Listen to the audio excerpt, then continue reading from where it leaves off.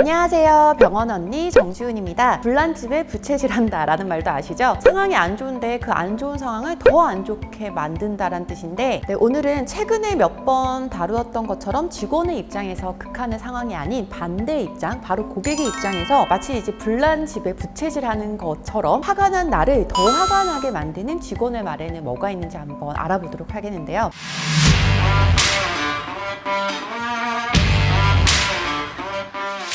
이런 주제가 필요한 이유가, 사실 서비스직에 종사하다 보면은 불만 고객을 만나지 않을 수가 없어요. 그런데 이걸 정말 잘 대처하는 사람이 있는 반면에 또 더 화나게 하는 사람도 있거든요. 말의 하나 차이인데, 그쵸? 그래서 첫 번째는 맹목적인 사과입니다. 일단은 사과라고 다 좋은 게 아니에요. 특히 병원에서는 사과를 진짜 주의해서 하라고 많이 경고를 하거든요. 사과하는 순간 인정하는 거나 다름이 없는 그런 상황들이 많기 때문에 빠르고 이렇게 진시된 사과가 문제를 해결해 주기도 하지만 상황 정리가 되지 않은 상태에서의 그런 맹목적인 사과는 오히려 고객의 화를 더 돋구는 일이 될 수가 있습니다. 그리고 사과의 이런 진정성도 떨어지게 될 수 있거든요. 그리고 막 그냥 무턱대고 죄송합니다 이런 사과가 사실 조금 더 서비스 직원을 더 만만하게 보이게 할 수도 있어요. 그리고 정당한 사유 외에도 과도하게 컴플레인을 거는 고객들의 대부분은 적절한 보상이나 즉각적인 뭔가 해결 방안이 제시되기를 또 원하기 때문에 빨리 해결하고자 하는 그런 맹목적인 사과는 오히려 상황을 더욱 악화시키게 될 수도 있습니다. 네, 결론을 내자면 그래서 사과는 필요합니다. 그런데 너무 맹목적인 사과보다는 조금 팩트를 포함한 사과, 예를 들자면 대기 시간이 너무 길어진 점 죄송합니다 라든지 고객이 느낄 감정을 헤아려주는 공감 표현이 들어간 사과, 이런 사과가 훨씬 더 좋습니다. 그냥 무작정 사과하지 마세요. 두 번째는 조건부 사과입니다. 이게 제목이 좋아서 조건부 사과지, 이걸 다른 표현으로 하자면 그런데 죄송합니다 근데 고객님 그 부분은 제가 죄송합니다 그런데요 아까 뒤에 말씀하신 부분은, 이런 것들은 사실 우리가 입이 근질근질해요. 근데 이제 여러분들이 사실 이런 것들을 서비스직에 종사한다면 조금 유의해 주시는 게 좋죠. 일부만 인정하고 일부는 인정하지 않는 사과라고 볼 수 있습니다. 이건 어떻게 보면 앞서 언급드린 맹목적인 사과보다도 더 상황을 악화시킬 수 있는 좋지 않은 방법일 수도 있거든요. 따라서 조건부를 달고 싶으면 여러분들이 타이밍을 잘 보셔야 돼요. 고객의 화가 어느 정도 풀어졌다고 판단이 되거나 또는 좀 진정되어서 대화가 통한다고 판단되는 시점에 꼭 그 조건을 말하고 싶으면 타이밍을 잘 찾아라. 네, 세 번째는 부정적인 표현이죠. 일단 고객이 막 불만을 제기하고 화가 났어요. 근데 이를테면은 여기서 이러시면 안 됩니다. 그건 소리 지르지 마세요 라는 말이 해당이 될 텐데, 이미 감정이 상할 대로 상하고 기분이 나빠 있는 상태인데 상대방의 행동에 뭔가 브레이크를 거는 듯한 이런 부정적인 표현은 상대로 하여금 더 화가 나게 만들 수가 있습니다. 고객님 일단 VIP실로 모시겠습니다.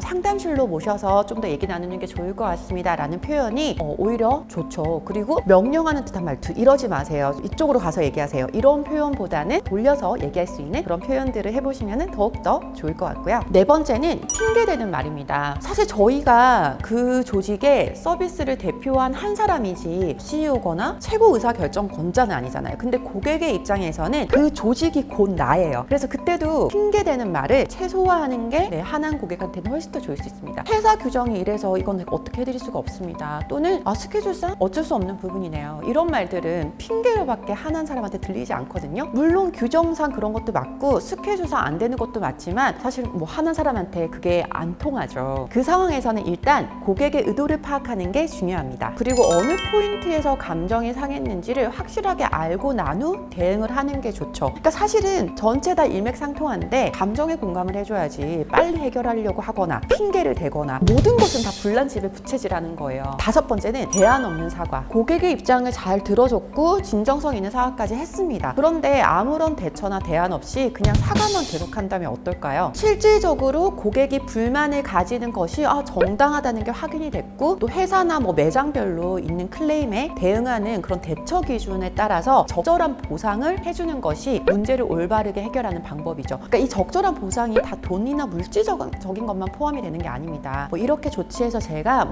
이틀 안으로 연락을 드리겠습니다, 이렇게 신속하게 대처해서 이렇게 하도록 처리하겠습니다, 이런 모든 것들이 다 대처에 포함되죠. 죄송합니다 네 이러면은 한도 끝도 없이 얘기가 길어질 수 있어요. 내가 할 수 있는 선에서 이렇게 해주겠다, 이런 것들을 최대한 고민을 해보시면 좋을 것 같습니다. 네, 오늘은 고객의 입장에서 직원이 응대를 했을 때 오히려 역효과가 나는 말들, 또 더 화나게 하는 하는 그런 행동들에 대해서 알아봤습니다. 들으면은 그냥 다 이해가 되고 공감되는 걸 거예요. 근데 우리가 그런 현장에 있다 보면 나도 모르게 이런 것들을 계속해서 몸에 배이도록 습관화되도록 뭔가 익히고 근육화 시키는 게 너무나 중요하겠죠. 여러분이 생각하셨을 때도 와 이거는 내가 생각했을 때 정말 화가 나더라, 또는 와 이러한 화가 났을 때 응대나 답변은 너무 좋았다, 이런 건 댓글로 또 알려주시면 너무나 감사하겠습니다. 이러한 것들에 우리가 더욱 주의해서 고객들을 응대한다면 올바른 서비스 문화도 이끌어갈 수 있고 여러분들의 정신 건강에도 그리고 앞으로 커리어에도 너무나 도움이 되겠죠. 네, 오늘도 서비스 탐구 알아봤고요. 서비스 탐구 생활은 병원 언니와 함께 좋아요와 구독하기 잊지 마시고요. 궁금한 사항은 댓글 주시면 답변 드리도록 하겠습니다. 다음 시간에 또 만나요. 꼭이요.